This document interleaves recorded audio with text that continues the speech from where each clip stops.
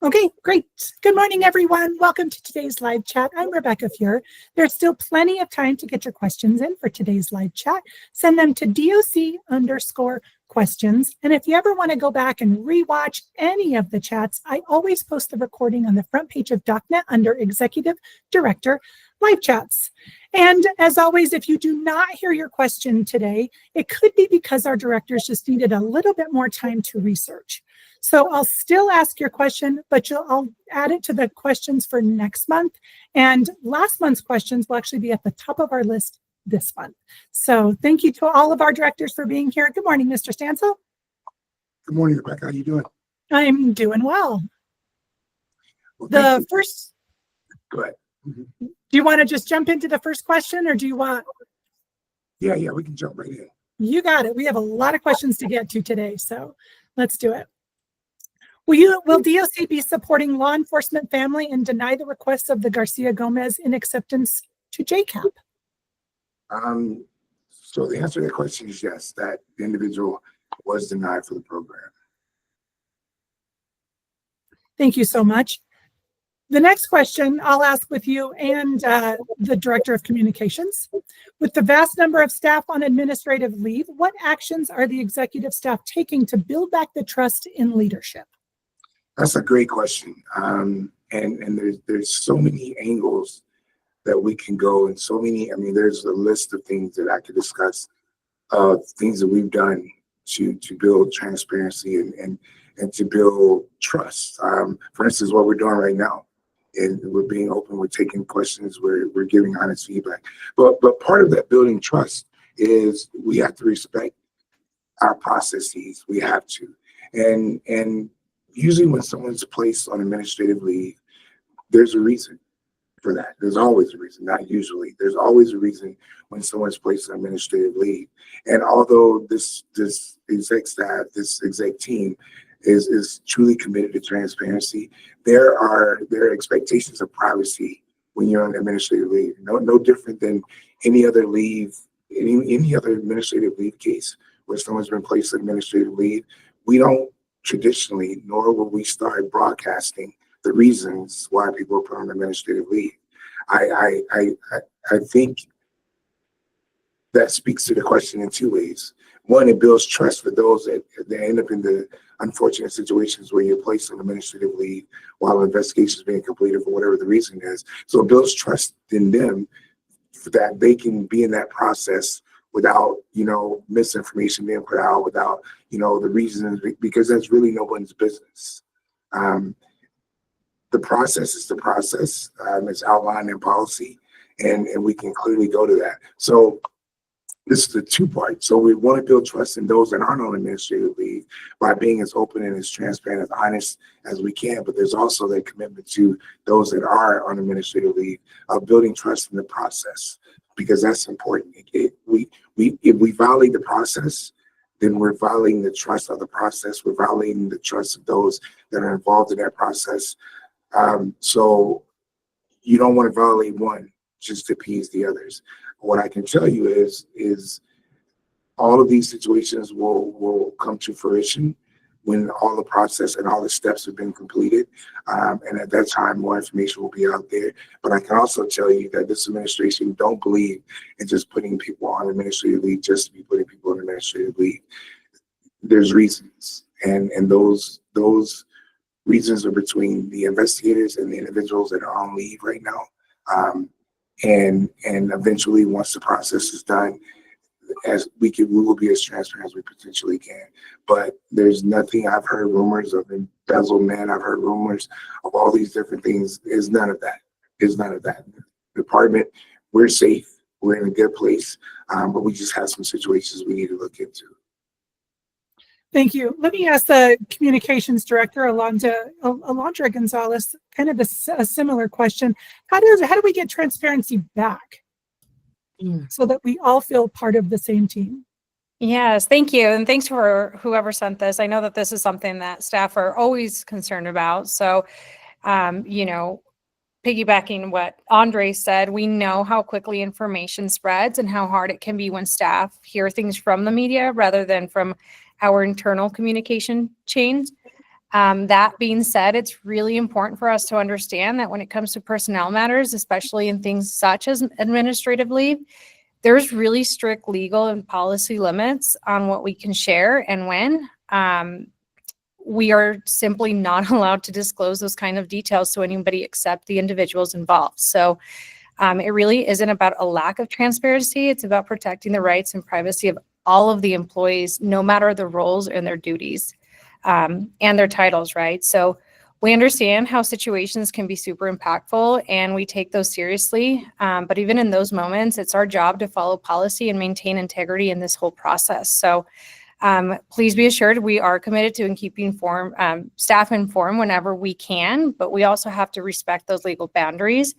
It's a really delicate balancing act, and we do appreciate staff understanding that and raising this as a question today. As always, if you're ever unsure or need clarity, please reach out. I can't promise you we'll answer all your questions, especially if it's in regards to personnel issues, but I'm happy to talk to you and walk you through some of the processes and thoughts behind that. Rebecca, if I could add this, one thing I wanted to say, and I forgot to say it earlier, is put yourself in a position of any staff member that's going through a personnel matter. Wouldn't you want and expect privacy? Wouldn't you want your leadership to not be blasting out, what's going on with your individual matter? Then that doesn't change because of rank. That doesn't change because of position. That doesn't change because of location. That expectation is afforded to everyone. So what I would ask for those that want to know more, put yourself in the shoes of these individuals that are currently going through these personnel matters.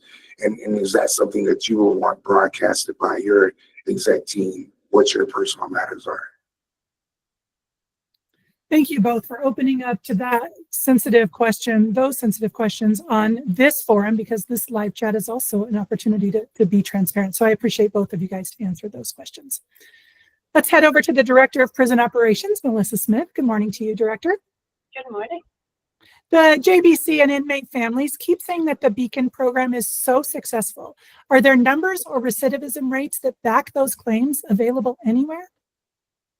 So currently the department is developing tracking mechanisms to assist in collecting that data. Everything that we currently have in place is really just based on the overall, engagement within the facility between the staff and the population. And that's really what is kind of driving the onus of success, is really helping to create a more community-based opportunity for both staff and the population, for which we will be working in the next few months to figure out how to expand opportunities very similar to this at both the Delta and Rifle Correctional Facilities. And we will be as well working really to understand what data collection looks like to really support the community approach and that just sense of collaboration. If Senate Bill 212 concerning the opening of CCF's South Sea Tower to temporarily house Sterling offenders for the duration of the Sterling Access Control Project is adopted, how does the department plan to staff this project? So this is a great question, and the department will utilize vacant positions from Sterling Correctional Facility that are available and will not impact overall staffing at Sterling Correctional Facility for the temporary utilization of the sea tower. What strategies are being engaged to reduce tight response time, as well as increasing frequency of meetings between offenders and case managers? So this really feels like it is very specific to an individual facility. I will, however, give a few caveats in the response. First is to understand that all facilities are reviewing overtime mitigation and plans, and the utilization will impact some positions. Case managers, teachers are often some of those folks that help us to mitigate overtime. So that continues to be a conversation amongst many facilities, if not all facilities, which could be impacting the frequency of case management context with the population. So what I would also say is, if you have questions around what that looks like, appointing authorities are engaged or encouraged to always engage staff and ensuring that kites are answered in a timely manner. So I would really talk with your facility, your appointing authority, if you are having those issues. However, prison operations does understand, and we respect the importance of case management in the context that you have within the facilities. And as we move forward to really try to mitigate overtime, but also look at our available resources, work very closely with your appointing authorities, your supervisors, to really try to find the most meaningful opportunities for contacts, as well as supporting whatever the facility needs might be. Thank you. As an armed transport certified staff, you're considered an advanced trained staff member. That being said, transport teams of a facility you're authorized to carry a personally owned sidearm, with proper inspections and qualifications. Would this be considered for transport teams and special teams? So thank you for this question. No, we will not consider utilizing personal firearms for this. During your duties within the department, we only utilize state-issued weapons and equipment which are approved. They go through a vetting process, a licensing, and then tracking process. Deviations from any approved equipment, which is managed by our Central Armory and Security Technology Committee, does create departmental and civil liabilities for those armed staff. So really, really important to just for everybody to understand that no, you will not be able to utilize personal firearms, and that we very much track and manage any firearms that are currently utilized by our armed staff. Thank you so much. I know you'll stick around till the end to make sure that there's no other prison ops questions, but I'm going to head over to Clinical Services Director Lacey Monday. Good morning. Good morning. I can barely hear you. Can you hear me now? Yep, better. Thank you. This staff member writes, I still do not have access to the speech-to-text software Dragon to speed up the accuracy and efficiency of charting. How do you justify granting a powerful productivity tool to some of your providers, but not others, and then expecting all of us to perform the same amount of work? So thank you for this question. I did some research on this before live chat, and we don't have any pending requests. So it sounds like there's an issue with the process. If this person can reach out to Renee Hall, that's spelled Renee. She is the admin assistant for the CMO. She can help with this process. Thank you. Can you please clarify why certain staff members under certain regional HSA are consistently the ones being appointed to the interim positions or assigned additional duties? Additionally, can you explain the selection process for clinical interim staff when an individual is placed on leave or when a position unexpectedly opens up? Yes, this is also a great question. I know there's a lot. I think there's several questions along the lines of this specific thing that's happening within clinical services right now. And the interim selection is based on work experience, the location of the individual, if there's the ability to backfill the person that is taking the interim role. So there's lots of considerations when we determine who would move into an interim position. And I want to make sure that this is clear. I know there's another question about this too. Interim status is not a precursor for selection of an actual position. So I know we have a position right now that's open for a regional HSA. And just because someone's interim does not mean that they're already going to get that role. And I'm just going to go ahead and go into the next question, Rebecca, and it talks specifically about that. And I encourage anybody that wants to promote to please do that. There's been a lot of people throughout the system that have been in interim positions and do not get selected. So it is not something that should deter you from applying. What strategies is leadership implementing to ensure that CDOC Medical avoids reverting back to lack of expectations and behaviors? And how are they promoting a culture of continuous improvement moving forward? Also a good question. All these are really great questions, and these are things that we've been talking about extensively within leadership in the clinical division. And I know that the history of cultural issues spans decades within the clinical division specifically. And it's my mission to change this narrative. So there is a difference between accountability and being mean to people. And I understand that. So I just want everybody to understand that my goal is to make sure that we're holding people accountable to the standard of care that we should be providing for our clients, but not in a way that is defeating. So this is something we're going to continuously work on. I know we don't have it perfect right now, but we are looking at it. Will we ever see individuals return to being in the office rather than working from home, considering that providing essential medical and mental health care requires in-person interaction and the presence of supervisors on the grounds? Right now, there's no plans to change our current flexible work arrangements for individuals that are on that status. If there are concerns about lack of supervision because of this arrangement, if this person specifically has that, I would appreciate that feedback to see if we can get that addressed. Thank you. What steps is management taking to make clinical meetings more productive and professional and make future meetings more structured and yield meaningful outcomes? So the information that I've received, we're actively working on it. I know there's several different specialties of clinical services. So if it's outside of the specific one that I'm working on, please let me know, and I'll be happy to work with this person. Who is the appointing authority for mid-level providers? Lenny Woodson is the appointing authority for this classification, and then the health services administrator is the direct supervisor. Thank you. DOC is currently facing financial difficulties. However, clinical management meetings are being held at distant facilities, incurring travel costs for DOC instead of a centrally located position like headquarters. What's the reasoning behind this decision? So currently we have 2 of our management meetings that are on the road. One is our chiefs meeting. This was implemented approximately a year ago because we wanted to go to the facility level, talk to the staff, see what's going on there, and to be able to provide insight of what's happening at the headquarters level as well.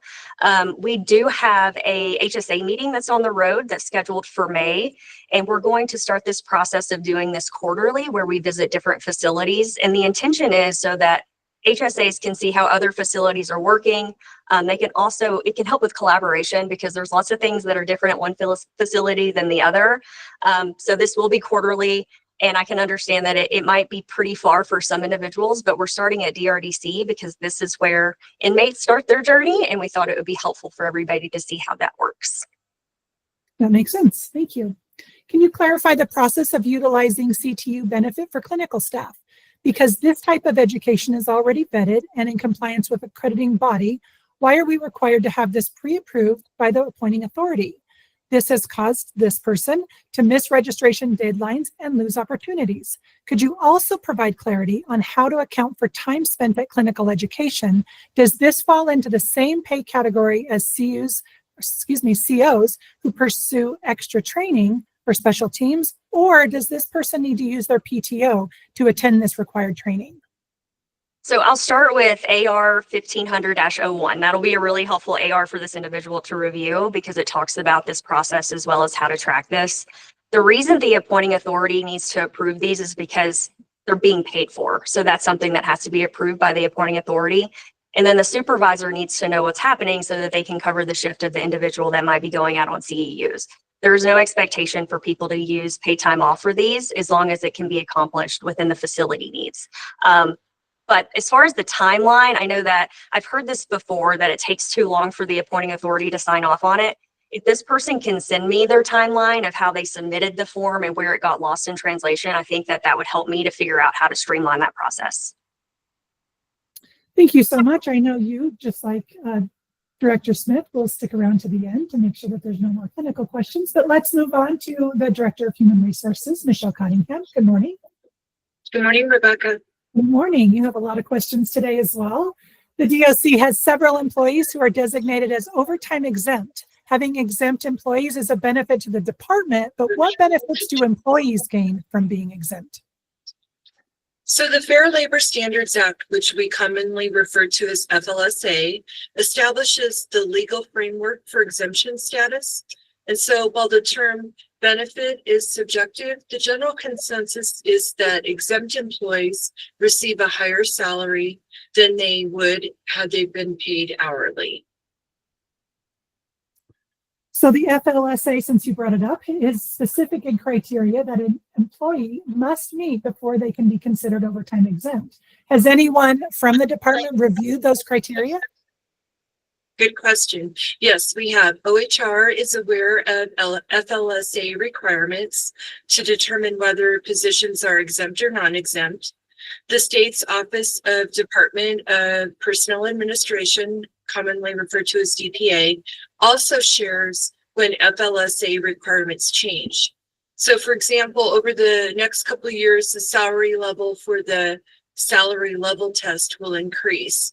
And as of July 1st of 2024, exempt employees cannot earn less than $43,888 per year, which is $844 a week. When was the last time that exempt jobs were reviewed to ensure that they met this criteria?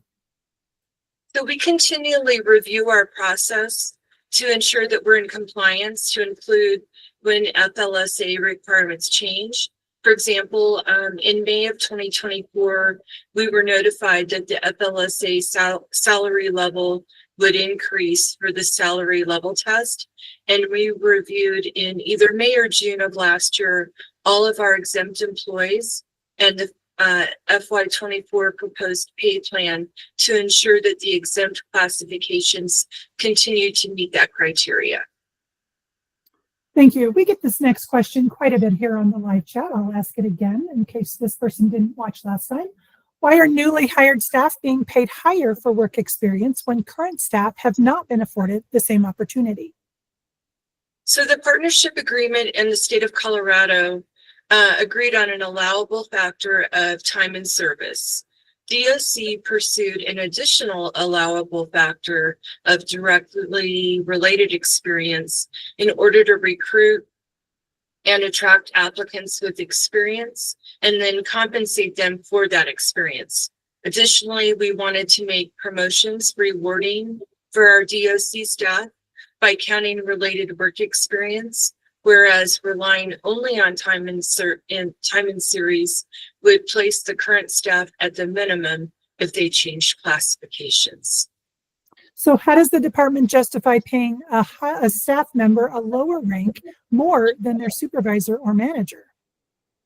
While we do understand these unique situations do occur, that is not the intent. It is the policy of CDOC to comply with the Equal Pay for Equal Work Act, the Colorado Personnel Director's procedures, State Personnel Board rules, and state statute to provide equal pay to all employees performing substantially similar work. At this time, the agency does not have the funding to right size all salaries and all classifications. The new compensation policy is intended to take small steps in that direction. So what is being done to verify the experience listed on the job applications to justify a higher salary than a current staff? The salary is based on directly related experience that's documented on the NeoGov application. Applicants are required to certify to the accuracy of all information submitted. If we discover an application included false information, the applicant can be found disqualified from the process or removed from the position if already appointed, and it's discovered that they provided the false information. This question was from last month, carried over to this month, so thank you to whoever sent this in. If tuition reimbursement is an incentive we use to attract and retain employees, then why is education not used when computing promotional raises? Education is currently not an established allowable factor. That's what I talked about earlier, the time in service, as well as direct experience. When it comes to, that's as far as when it comes to calculating salaries. It is something that may be considered in the future by the STEPS 2.0 team, which is members of COENS as well as the state. As of now, the only time in class series per the partnership agreement and related experience are the only two allowable factors in compliance with the Equal Pay for Equal Work Act.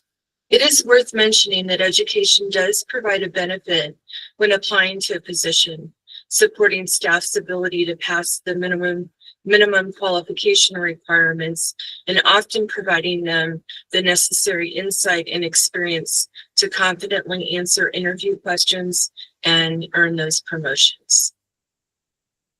This person thinks, as it seems as though many higher level positions have been filled by outside candidates.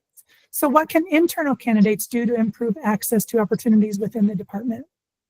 Another good question. All interested candidates should apply and compete for any position that they are interested in and that they believe they meet the minimum qualifications. If you need support with the application process or growing within the department, HR and CSEP can help with coaching. DOC has the goal of hiring top talent for all positions. This means having a larger pool of applicants to be able to seek top talent for DOC positions. Sometimes this includes internal candidates, and sometimes this includes external candidates. In support of career development, the department is in the process of developing additional training that will help staff grow within the department. This includes first line supervisor training, as well as other developmental training. And we are planning on rolling these out in the next few months. Thank you. This is another question that came up last month and I carried over to this month. AR 1450-31 does not allow for nose piercings. I have observed several headquarters staff with them. Will this be changing, or does headquarters have a different dress code? No, the submitter is correct. 1450-31 does not allow for this practice. And we ask that if you see this happening, to inform your supervisor of what you've observed. Thank you. Director, why are these nose piercings and other facial piercings, why are they an issue? Well, number one, they're part of AR. They're also a safety concern, as well as just professional dress, but most importantly, that they are part of the AR. This person would like to inquire about the possibility of allowing staff members to evaluate direct supervisors. This would provide an opportunity for managers and directors to gain insights into the daily operations and experiences of staff. Yeah, and one that I would encourage someone to submit to the DOC Solution digital suggestion box, which can be found on DocNet at the very top of the page in the very middle section. Thank you. I appreciate that you brought up the DOC Solutions website, because we had a couple of other questions as well that were great suggestions that would also be appropriate for that DOC Solutions inbox. So I didn't put them on the live chat this time, and I just would encourage them to use that DOC Solutions inbox. So thank you for sending in those questions. They're all important. When will the Western Slope be given a financial incentive or other choice for medical insurance? The Eastern side has only Cigna and Kaiser. DPA and state benefits drive the choices that we have, not only for health insurance, but also for vision and dental. Part of this is based on which health insurance companies bid to support all state agencies. And part is due to the availability of in-network providers. For areas outside of the population centers along I-25, Kaiser providers are simply not readily available. This person writes, to make DOC more competitive, officers would need to be in the $70,000 to $80,000 a year pay range, with a better step pay program to ensure longevity for staff. Has this been looked at or addressed? DPA, Division of Human Resources, is responsible for setting and maintaining the state of Colorado compensation plans and follows the annual compensation timeline found on DHR's website. As for the STEP program, Article 31.2 of our partnership agreement outlines the requirements for what is called STEPS 2.0. The work group has been assembled and is looking at mutual interest. The findings of the work group will be implemented starting in July of 2027. Thank you. Let's go over to the Training Academy really quick. Good morning, Mr. Lindsay. Good morning. We were instructed to register on the State of Colorado LXP training website, and that our online training would be moving from SOC Learns to LXP. When will the training transition to the LXP learning platform occur? Wonderful. Thank you for that question, and sorry for any confusion. So SOC Learns will continue to be the platform for the majority of the DOC online training. However, DPA did recently add LXP for some assigned training, such as the annual compliance training. So we'd recommend everyone refer to the notification email regarding the training to determine which system it is assigned in, whether SOC Learns or LXP. If you have not signed up for LXP yet, please refer to the message that was sent out on March 26th from Alondra regarding LXP and the DPA compliance training. And we appreciate everyone's support, and please reach out to the Training Academy if you have any additional questions. Thank you to both of you. Let's go over to the the Deputy of Finance and Administration, Mitch Karstens. Good morning. Morning. Thank you for providing statistics in the most recent DOC newsletter about the DOC solutions. It's been considered to provide more transparency regarding the suggestions that, has it been considered to provide more transparency regarding the suggestions made that are not specific to staff acknowledgement?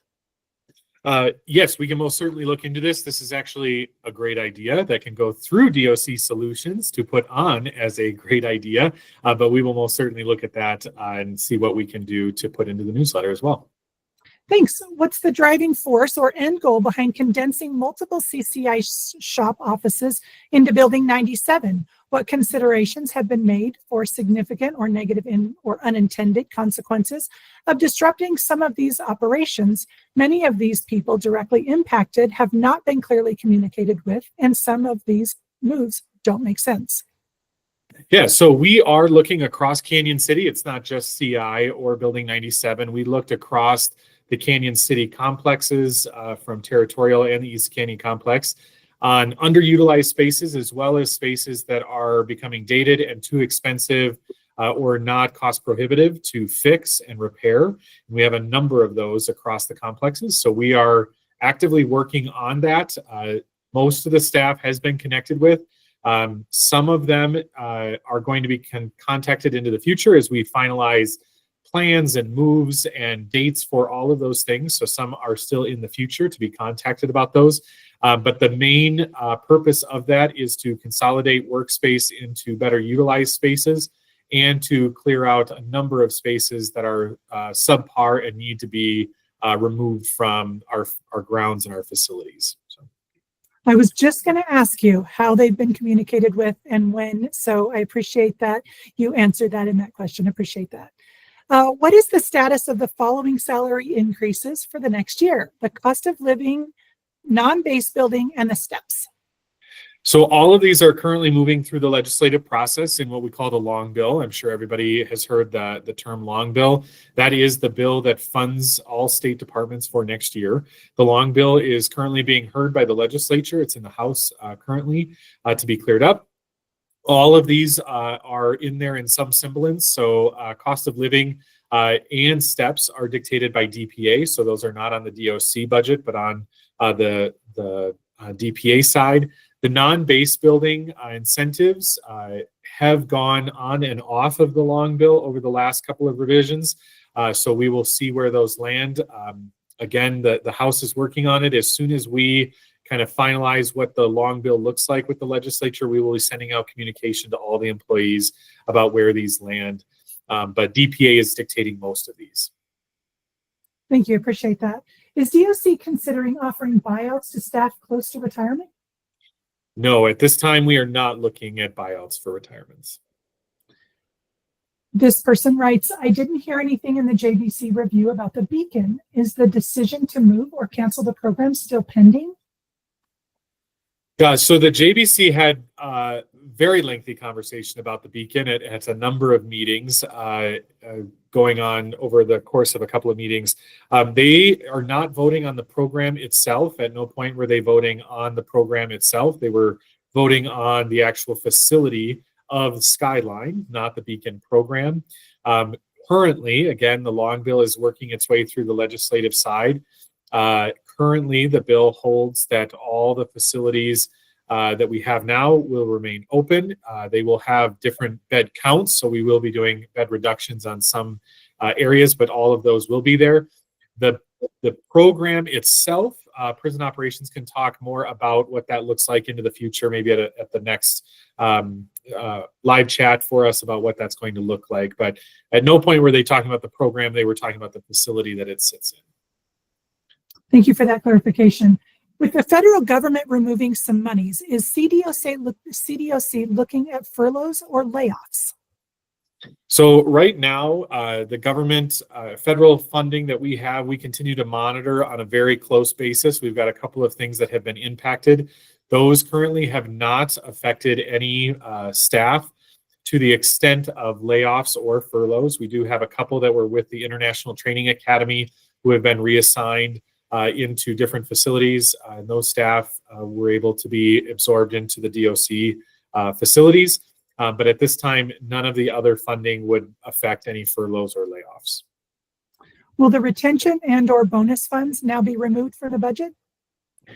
So again, we continue to monitor our funding for next year through the long bill process. At this point in the long bill process, the JVC did remove $3 million from the department for incentives and recruitment, or incentives and bonuses for the department. So we will be working with $3 million less than we did this year. There is some incentives that are required within the partnership agreement and the side agreement that DOC will pay into next year. Beyond that, the amount of incentive dollars and bonuses will probably be highly limited going into next fiscal year. Thank you. On the last live chat, we talked about the old women's facility. Has the department ever considered opening that up to homeless? No, we have not, and for a couple of different reasons. One, that is what's considered a decommissioned facility, so it is not able to be utilized unless we were to go back to the state legislature to have it turned back on for proper use. Also, after we left that facility, a number of things have been stripped out of that building to not make it habitable, and the operational cost to turn that building on would be substantial to be able to even utilize it for that purpose. So we are not looking at that. Thank you. I know you talked a little bit about the budget and the federal cuts. Will tuition reimbursement be removed due to those cuts? Yeah, so our tuition reimbursement program is not linked to any federal funding. Those are all state general fund dollars that we utilize for the tuition reimbursement program. So nothing from the federal side will affect that.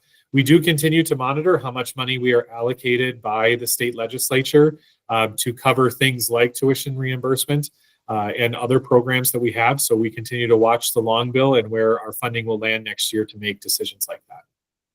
Thank you. Let's talk about bed space for just a minute. That's a hot topic here. No open bed space for inmates requiring wheelchairs has been an issue throughout the state for over a year, causing a major overflow of patients in wheelchairs getting stuck at DRDC. These patients cannot be made long-term medical offenders or permanently assigned for being wheelchair alone, so they don't get to start programming or even be officially reassigned to a chronic care provider. So what are the next steps in resolving this issue? So this is a very complicated question, actually. So the department continues to work on funding and building alterations to handle ADA accommodations across the department. These are not easy, they're not fast, and they're not cheap. So it is a very complicated trifecta that we have to go through. FMS continues to work with facilities across the state to understand where we can make alterations, whether they're big or small, to accommodate ADA, particularly with wheelchairs. To be able to do that. In the last fiscal cycle and this fiscal year, the department was actually granted $2 million to make ADA improvements across the state. With how expensive these are, that money goes extremely fast. So we continue to balance and monitor that as much as possible. We continue, though, to work on our plans, alterations, funding, and looking at the change in inmate population to make requests of the legislature to be able to handle more and more of ADA accommodations and wheelchair accommodations. But like I said, none of it is easy, fast, or cheap, and that is the difficult part of that. Well said. Thank you so much. Let's talk to the Director of Business Innovations, Eddie Cayley. Good morning. Good morning. This question came up last month. I did not put it on. We kind of ran out of time last month, so I'll ask you this month. Who should employee information data breaches be reported to? So thank you for this question. All data breaches should be reported to OIT for proper review and resolution. I'd also recommend that you inform your manager as well as myself so that we can make those notifications. If you suspect some sort of data misuse, please report to your manager, as that would be an authorized use policy violation, so that HR and OIT can be notified. If you're currently aware of any breaches, please let me know as soon as possible. Thank you. Since offenders have access to all these apps on their tablets, why can't we save on paper for the facility and have their coping skills or mental health worksheets given to them as PDFs for the tablets? So clinical leadership is actually actively working on adding these types of materials to the tablets as we speak. If you have any recommendations on additional resources that may be appropriate for placement on the tablets, please reach out to your own leadership team or myself, and we'll review the potential of those resources. How are we optimizing the use of these tablets for facility or prison convenience, like scanning legal documents, providing documents that can't be damaged or messed up by cell searches? So similar to the previous question, we're constantly actively looking for opportunities to best leverage the tablets. We've been exploring additional technologies, and we've also been looking at ways that our telecom provider already partners with other jurisdictions and states. But we do want to be measured in our approach and ensure that any tools that we bring online actually create efficiencies and are safe.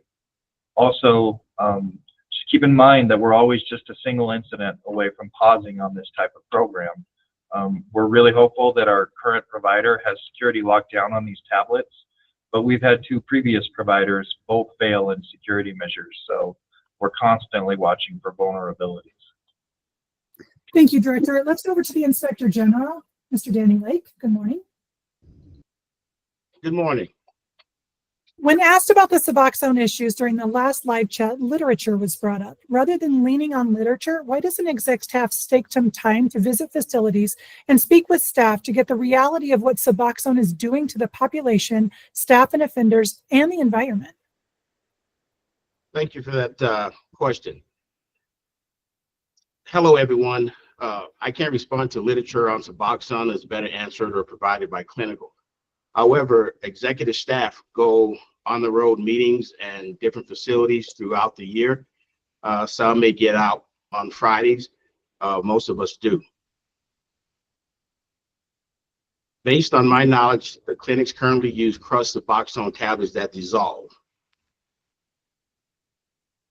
Now, talking with clinical, Suboxone in the facilities is used as a medication-assisted treatment and considered the best practice for opioid use disorder. Suboxone is heavily researched and considered to be highly effective medication utilized in the treatment practice.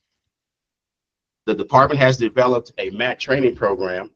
However, with more information on that program, please reach out to clinical services for more specific MAT or Suboxone questions.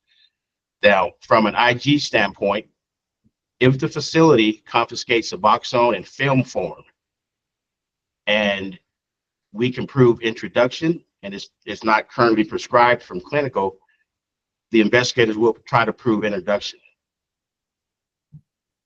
Any staff can contact the OIG, facility investigator housed at your facility, and you're able to provide them information on introduction of any drug, including Suboxone, which is a felony. Possession of Suboxone in prison not prescribed for medical purposes is considered a misdemeanor, and that's handled by COPD. Again, if we, the OIG, can prove that anyone is involved in the introduction of drugs and or any illegal contraband in any correctional facility on the OIG's jurisdiction, we will file the case with the local district attorney's office for prosecution. Now, as an example, over the weekend in Kansas City, a female visitor attempted to introduce illegal Suboxone into visiting. That person was stopped by staff. Staff did an excellent job visiting staff. Also, the intel officer at that facility did an excellent job working with the investigator on listening to phone calls. So working together as a team will help us put a dent in this drug issue. So I would just say continue to work with your investigator. If you need to reach out to any investigator, you're able to. If you want to reach out to the Deputy Inspector General Scott Smith, you're able to. You want to reach out to me by phone or email, you're able to assist us in stopping drugs from entering into the facility. I believe clinical is currently on this call, so they may be able to add more on the Suboxone if needed. Thank you. Thank you, Mr. Lake. Appreciate that. Let's go to a couple of other questions here that just came into the inbox. This one is for you, Director Cottingham. Are there any plans to increase the number of PTO days per year? Is it up to DOC or is it dictated by the state? And no, I'm not aware of any plans to increase that. They were just increased recently, though. Is that correct? You know what? I need to look into this further. I need to look into it further. So I'll get back with the person that submitted it, or for next month's live chat. You got it. What should we follow more, the PORs or the ARs, specifically for being on time for shift? They both are saying different things. This may be a question for Director Smith.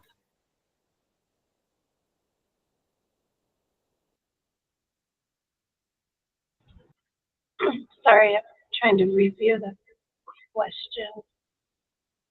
It's at the very bottom, and if I need to ask HR, I'm happy to do that as well.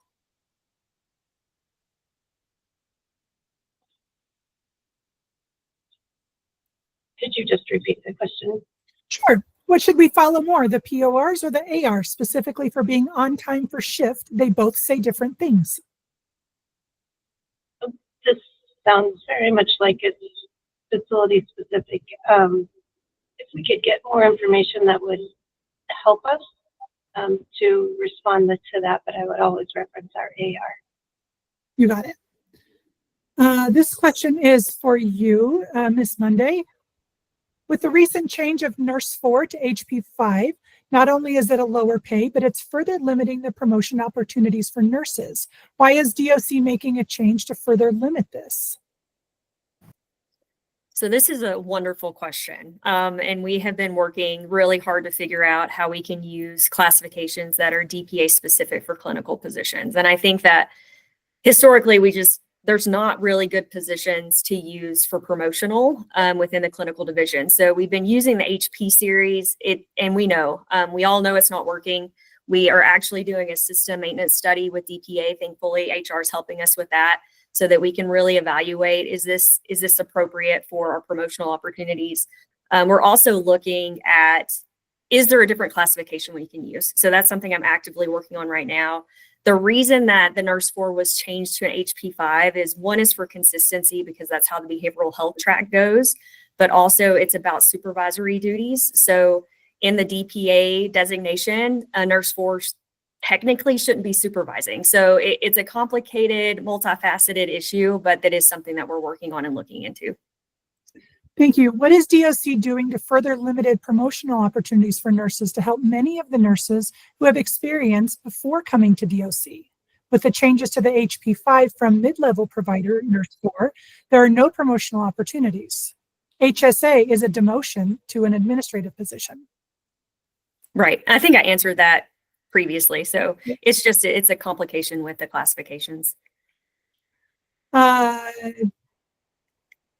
This one is for Mitch. Do you know anything about raises in July? If so, if you're eligible for a step, will it whichever is greater? If so, are eligible for step, will it be whichever is greater?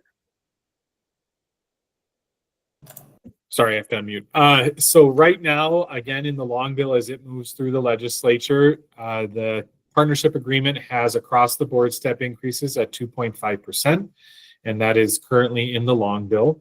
There is still some funding attached to the long bill for step increases for those that will move from one to the other. So if you were at 4 and going to year 5, there is some of that. But again, the long bill is not finalized nor set, and there is lots of discussion happening at the Capitol to make sure that that is balanced by the end of that. So that is what it currently sits at. Again, we will have to wait for the legislative body. The long bill, again, making its moves right now, it probably still is at least another month out from finalization, both within the legislature and the governor's signature. So more time to come on that, but that is what currently sits in the long bill. Thank you so much. Let's go back to our Inspector General. To help cut down on drugs sent via email, is DOC consider scanning offender mail to their tablets? Thank you, Ed. Yeah, I'll jump in and take this one. You got it. Yeah, that is actually part of our contract with Securus, our telecom provider for the inmate population. They will pick up off-site scanning of mail and electronic delivery to the tablets. Don't have a firm date on that yet, but it is in the works. Was the personal information leak obtained by an offender that was reported to staff months ago via email by the Sterling facility head administration at the time, was this made aware to headquarters?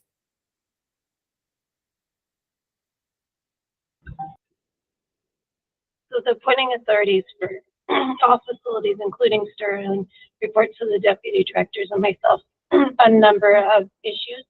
And the personal information leak that was obtained, I believe we were talking specifically around the gaming systems, and that was reported up, and we are working through looking at gaming systems at all facilities.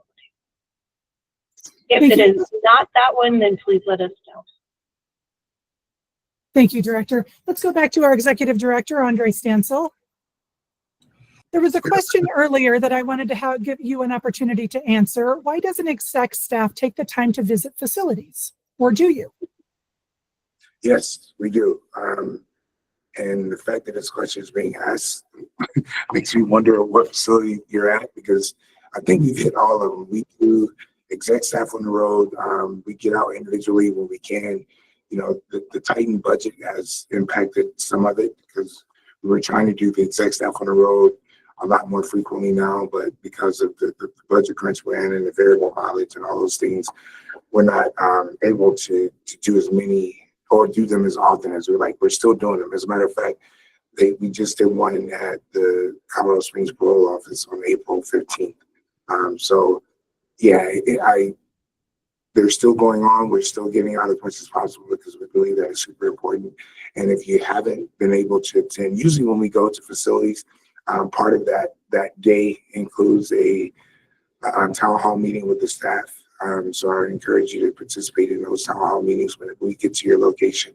And if you are at a location we haven't hit yet, which I don't think there's many of them left, stand by. We'll be in your location soon.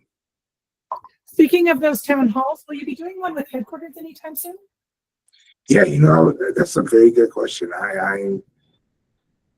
I'm once I read it, I was like, wow, I can't believe we haven't done one yet. So yeah, we'll definitely set one of those up where we do one with the HQ staff, because like I said, we want to hit all facilities. Great. That is all the questions we have time for today. Thank you so much for being a part of today's live chat. Thank you for watching, and we'll see you next time.